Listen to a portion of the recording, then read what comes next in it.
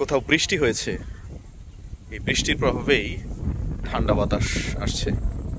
জ্যৈষ্ঠ মাসের 14 তারিখে সন্ধ্যার আগের চিত্র। আকাশ মেঘলা, গুড়ি গুড়ি ডাকছে।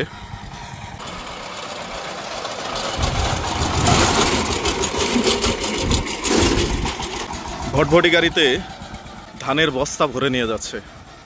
পাইকাররা অল্প দামে কৃষকের নিকট থেকে ধান ক্রয় করবেন। কৃষকেরা আবাদ করতে গিয়ে বিভিন্ন খরচের সম্মুখীন হয়েছেন, তারা বাধ্য হয়ে অল্প দামে ধান বিক্রি করে দিবেন। এদিকে পাইকাররা 1 মাস 2 মাস বসিয়ে রেখে সেই ধান একটু বেশি দামে বিক্রি করবেন, মধ্যস্বত্বভোগী যাদের বলে। জাপানে শুনেছি দেশীয় পণ্য কৃষকদের ভর্তুকি দেয়।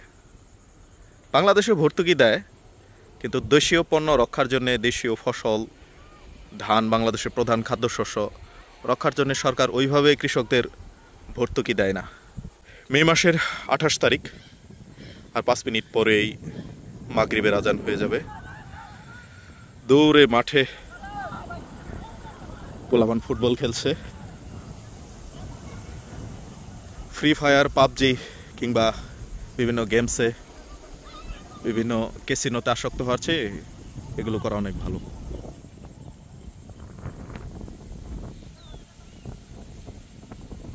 জামালপুর জেলার মেলান্দ উপজেলা থেকে ভিডিওটি ধারণ করছি।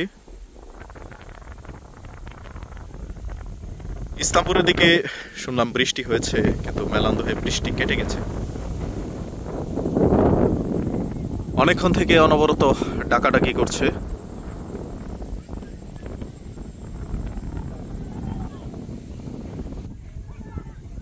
ঠান্ডা বাতাস বইছে, আবার বিদ্যুৎও চমকালো। কোথাও বৃষ্টি হয়েছে, এই বৃষ্টির প্রভাবেই ঠান্ডা বাতাস আসছে। একটু আগে বাতাস উষ্ণ ছিল। বন্ধের মধ্যে এই ফাঁকা রাস্তায় আমরা কয়েকশো তাল বীজ বপন করেছি। 1 বছরও হয়নি। তাল গাছ গজাতে লম্বা সময় লাগে।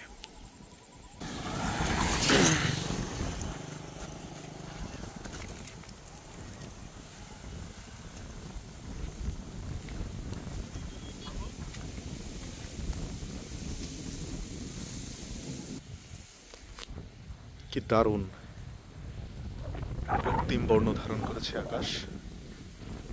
এটা পশ্চিম আকাশে ধারণ করার কথা। পশ্চিম আকাশ থেকে সূর্যের রশ্মি এসে উত্তর আকাশে প্রতিফলিত হয়ে এরকম রক্তিম বর্ণ ধারণ করেছে।